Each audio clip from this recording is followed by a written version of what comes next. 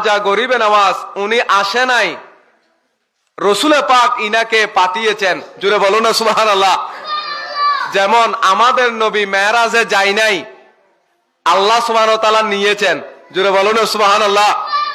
ঠিক তেমনি ভাবে খাজা গরিবে নওয়াজ উনি ভারতবর্ষের মধ্যে আসে নাই, ইনাকে জিম্মাদারি দিয়ে পাঠানো হয়েছে। জুড়ে বলুন না সুবহানাল্লাহ। কেন খাজা গরিবে নওয়াজকে কেন পাঠানো হয়েছে? কারণ গরিবে নওয়াজ তো ওই আল্লাহর ওলি জিনাদেরকে ওলিয়ে ফিতরি বলা হয়। ওলিয়ে ফিতরি মানে যিনি দুনিয়াতে আসার সময় আল্লাহর ওলি হয়ে দুনিয়ায় আসে। অর্থাৎ আরো সহজ ভাবে যদি আমরা বলি, যাদেরকে মাদারজাত ওলি বলা হয়। জুড়ে বলুন না সুবহানাল্লাহ। এই জন্য খাজা গরিবে নওয়াজের আম্মাজান বলেছেন, যে সময় আমার সন্তান মঈনুদ্দিন হাসান আমার গর্ভের মধ্যে ছিলেন, ওই সময় আমি মা যখন গভীর রাত্রে তাহাজ্জুদের নামাজ আদায় করতাম। কিসের নামাজ? তাহাজ্জুদের নামাজ। কারণ ফরজ নামাজ দিয়ে, ফরজ ইবাদত দিয়ে কেউ আল্লাহর ওলি হতে পারবে না। ফরজ এটা তো বাধ্যতামূলক, এটা দিয়ে বান্দার উন্নতি করা যায় না, কোন রকম বাঁচা যাবে। কিন্তু আল্লাহর ওলি হওয়ার জন্য, আল্লাহর মাহবুব বান্দা হওয়ার জন্য নফল ইবাদতের অবশ্যই দরকার। জুড়ে বলুন না সুবহানাল্লাহ। খাজা গরিবে নওয়াজের আম্মাজান বলতেছে, আমি যখন গভীর রাত্রে তাহাজ্জুদের নামাজ আদায় করতাম, নামাজ আদায় করার পরে যাই নামাজে বসে বসে যখন আমি আল্লাহর জিকির করতাম, কি করতাম? আল্লাহর জিকির করতাম, তখন আমার গর্ভের মধ্যে যে খাজা মঈনুদ্দিন চিশতি ছিলেন, উনিও গর্ভের ভিতর থেকে আমার সাথে সাথে উনিও আল্লাহর জিকির করতেন। সুবহানাল্লাহ। খাজা গরিবে নওয়াজ গর্ভের ভিতর থেকে মায়ের সাথে সাথে আল্লাহর জিকির করতেন। তাহলে কি বোঝা গেল? আল্লাহর ওলিরা শুধুমাত্র দুনিয়ায় আসার পরে মানুষের আওয়াজ এবং মানুষের কথা শুনতে পায় তা নয়, আল্লাহর ওলিরা মায়ের গর্ভে গেলেও সেখান থেকেও সবকিছু শুনে, কবরের মধ্যে গেলেও সেখান থেকেও শুনে। যেখানে যাই না কেন আল্লাহর ওলিদের থেকে আমরা দূরে হতে পারি, কিন্তু আল্লাহর ওলিদের কাছে আমরা দূরে নয়। জুড়ে বলুন না সুবহানাল্লাহ। যিনি মায়ের গর্ভের মধ্যে থাকা অবস্থায় মায়ের জবানের সাথে সাথে আল্লাহর জিকির করতেন, ইনি হচ্ছেন খাজা গরিবে নওয়াজ। জুড়ে বলুন না সুবহানাল্লাহ। বলছে শুধু তাই নয়, খাজা গরিবে নওয়াজের আব্বাজান খাজা গিয়াসউদ্দিন বয়ান করেছেন, আমার সন্তান মঈনুদ্দিন চিশতি দুনিয়ায় আসার আগে রহমতুল লিল আলামিন আল্লাহর মাহবুব দানায়ে গুয়ুব সাল্লাল্লাহু আলাইহি সাল্লাম আমাকে সুসংবাদ দিয়েছেন। জোরে বলবেন না সুবহানাল্লাহ। তাহলে যে সন্তান দুনিয়ায় আসার আগে রহমতুল লিল আলামিন নবী সুসংবাদ দেয়, তাহলে ওই সন্তানের মর্যাদা কেমন? জোরে বলুন না সুবহানাল্লাহ। ওনার আব্বাজান বলেছেন, মঈনুদ্দিন দুনিয়ার জমিনে আসে নাই, আসার পূর্বে রহমতুল লিল আলামিন নবী আমাকে বলতেছে, ও গিয়াসউদ্দিন, তোমার ঘরের মধ্যে এমন একজন সন্তান তশরিফ আনতেছে, যে সন্তানের মাধ্যমে লক্ষ লক্ষ মানুষ ঈমান গ্রহণ করবে। সুবহানাল্লাহ। এবং আপনার ঘরের মধ্যে যে সন্তান তশরিফ আনতেছে, ইনি হচ্ছেন আমি রাসূল পাকের আওলাদ। সুবহানাল্লাহ। ওই সন্তান এত বেশি আল্লাহর কাছে মকবুল হবে, এত বেশি মর্যাদাওয়ালা হবে, ওই সন্তান যখন আমি রাসূল পাকের দরবারে এসে সালাম দেয়, আমি রাসূল সাথে সাথে সালামের জবাব দিব। সুবহানাল্লাহ। শুধু তাই নয়, আপনার সন্তান এত বেশি মর্যাদাবান সন্তান, উনি যখন আল্লাহর কাছে কোনো কথা বলে, আল্লাহর কাছে যখন ফরিয়াদ করে, আল্লাহ সাথে সাথে ইনার কথার জবাব দেয়। সুবহানাল্লাহ। যে সন্তান দুনিয়ার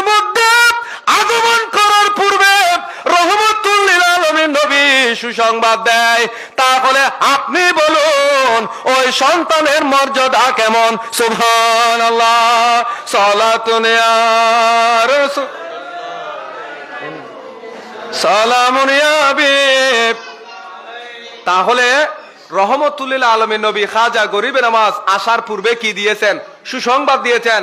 বলছে তা নয়, খাজা গরিবে নওয়াজকে বলা হয় সায়েমুদ দাহার কায়েমুল লাইল। জুড়ে বলুন না সুবহানাল্লাহ। সায়েমুদ দাহার কায়েমুল লাইল, তার মানে খাজা গরিবে নওয়াজ দিনের বেলায় রোজা রাখতেন এবং রাতের বেলায় দাঁড়িয়ে দাঁড়িয়ে নামাজ আদায় করতেন। জুড়ে বলুন না সুবহানাল্লাহ। এই জন্য ইনাকে বলা হয় সায়েমুদ দাহার কায়েমুল লাইল। খাজা গরিবে নওয়াজ সারা রাত দাঁড়িয়ে দাঁড়িয়ে নামাজ আদায় করেছেন। যদি প্রশ্ন করা হয়, ওগো খাজা মঈনুদ্দিন সঞ্জরি আসমেরি, আপনি কেন দাঁড়িয়ে দাঁড়িয়ে এত বেশি নফল নামাজ আদায় করেছেন? খাজা গরিবে নওয়াজ বলবে, আমি তো নিজের জন্য নামাজ পড়ি নাই, বরঞ্চ আমি গরিবে নওয়াজের মাধ্যমে, আমি গরিবে নওয়াজের উসিলায় जो शिस्ती है वो बेहस्ती है। जुड़े बोलो ना सुबहान अल्लाह। এটা খাজা গরিবে নওয়াজের জবানের কালাম করেছেন। কেন? কারণ খাজা গরিবে নওয়াজ জানে কিয়ামতের ময়দানে কোন অবস্থা হবে, খাজা গরিবে নওয়াজ জানে মুরিদানের কি অবস্থা হবে। এই জন্য খাজা গরিবে নওয়াজ চিশতিয়া তরিকা রেখে গিয়েছেন, যেই সমস্ত বান্দা চিশতিয়া তরিকার ভিতর দাখিল হবে, খাজা গরিবে নওয়াজ তাকে দুনিয়ার মধ্যে ভুলবে না, কবরের মধ্যে ভুলবে না, কিয়ামতের ময়দানেও ভুলবে না। জুড়ে বলুন না সুবহানাল্লাহ। খাজা গরিব নওয়াজ প্রত্যেক দিন খতমে কোরআন আদায় করতেন। যে কোরআনের ফজিলতের উপর রসুলে পাক সাহেবে লৌলাক রহমতুল্লিল আলমী নবী বলেছেন, মান কারা হরফাম মিন কিতাবিল্লাহ আই মিনাল কোরআন, যে ব্যক্তি কোরআনুল করিমের একটি হরফ তেলাওয়াত করবে, সেই ব্যক্তির জন্য এক হরফে 10টি নেকি দান করবে। জোরে বলুন না সুবহানাল্লাহ। তাহলে খাজা গরিবে নওয়াজ কোরআনের হাফেজ ছিলেন। কোরআনের কি ছিলেন? আমাদের দেশে অনেক হাফেজ আছে না নাই? আমাদের হাফেজেরা আমরা প্রত্যেক দিন কোরআন পাঠ করি না, অথচ খাজা গরিবে নওয়াজ প্রত্যেক দিন কোরআন পাঠ করতেন। শুধু তাই নয়, প্রত্যেক দিন খতমে কোরআন আদায় করতেন। জোরে বলুন না সুবহানাল্লাহ। আমরা যদি খতমে কোরআন আদায় করি, তাহলে আমাদের কোরআন খতম আল্লাহর দরবারে কবুল হয়েছে কিনা এটার মধ্যে শক আছে, এটার মধ্যে সন্দেহ আছে, এটার মধ্যে রাইব থাকে। কিন্তু খাজা গরিব নওয়াজ যখন খতমে কোরআন আদায় করতেন, তখন অদৃশ্য থেকে আওয়াজ আসতো। জোরে বলুন না সুবহানাল্লাহ। আল্লাহর পক্ষ থেকে ইলহাম হতো, ওগো মঈনুদ্দিন, তুমি দুনিয়ার মধ্যে খতমে কোরআন আদায় করেছো, আমি আল্লাহ বলতেছি তুমি মঈনুদ্দিনের খতমে কোরআনকে আমি আল্লাহ কবুল করে নিলাম। জুড়ে বলুন না সুবহানাল্লাহ। তাহলে যে খাজা গরিবে নওয়াজ খতমে কোরআন আদায় করলে স্বয়ং আল্লাহ কবুল করে নেয়, আজকে ওনার ফাতিহা হচ্ছে, আজকে ওনার জিকির হচ্ছে। জুড়ে বলুন না সুবহানাল্লাহ। খাজা গরিব নওয়াজ উনি কেমন বান্দা! ইনি যখন ইনার পীর ও মুর্শেদ হযরতে ওসমান হারওয়ানি রহমতুল্লাহ আলাইহির সাথে যখন ইনি কোথায় গিয়েছেন? মদিনা শরীফে গিয়েছিলেন। মদিনা শরীফে গিয়ে ওসমান হারওয়ানি বলতে লাগলেন, ওগো মঈনুদ্দিন, তুমি রসুল পাকের দরবারে সালাম দাও। তখন খাজা গরিবে নওয়াজ বলেছেন, আসসালাতু ওয়াসসালামু আলাইকা ইয়া রাসূলুল্লাহ। কি বলেছেন? ইয়া রাসূলুল্লাহ। কি বলেছেন? আরো আওয়াজ দিয়ে বলে কি বলেছেন? তো খাজা গরিব নওয়াজ যদি ইয়া রাসূলুল্লাহ বলতে পারে, আমরা বললে কি শিরিক হবে নাকি? মেসো যাবো ইয়া মুস্তাফা कहते कहते, যেটা বলবেন না সুবহানাল্লাহ। मैं सो जाओ या मुस्तफा कहते कहते, कोले आके सल्ले आला कहते कहते, कोले आके सल्ले आला कहते कहते, मैं सो जाओ या मुस्तफा कहते कहते, कोल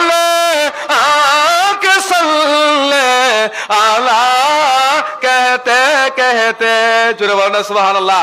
খাজা গরিবে নওয়াজ যখন রহমতুল্লিল আলমীর নবীর দরবারে গিয়ে যখন আল্লাহর হাবিবকে সালাম দিয়েছে, সাথে সাথে রহমতুল্লিল আলমীর নবী সহ্য করতে পারে নাই।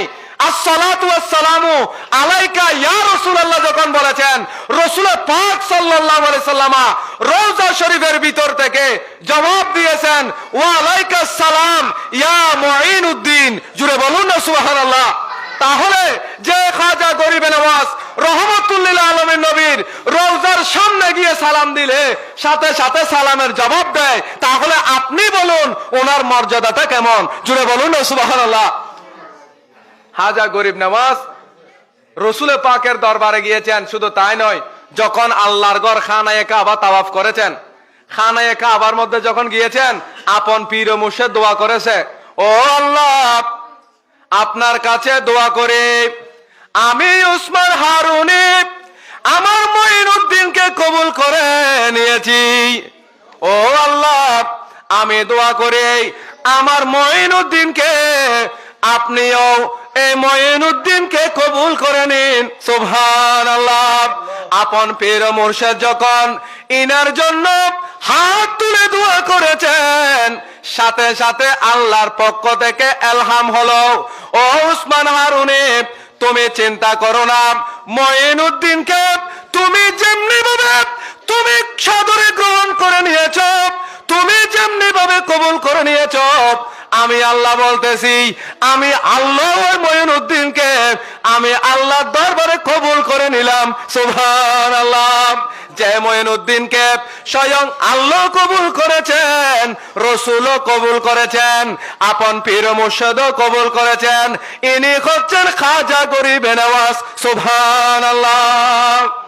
খাজা গরিবে নওয়াজ যখন খাজা উসমান হারুনের সাথে 20 বছর পর্যন্ত সাধনা করলেন, পীর ও মুর্শিদের দরবারে ছিলেন, খাজা গরিবে নওয়াজ এত বেশি মকবুল হয়েছে, এত বেশি আল্লাহর দরবারে রাসূলের দরবারে কবুল হয়েছে, খাজা মঈনুদ্দিন যখন নিচের দিকে তাকায় তাহাতা সারা পর্যন্ত দেখতে পায়, যখন আরশ আজিমের দিকে তাকায় তখন আরশ আজিম পর্যন্ত দেখতে পায়। জুড়ে বলুন সুবহানাল্লাহ।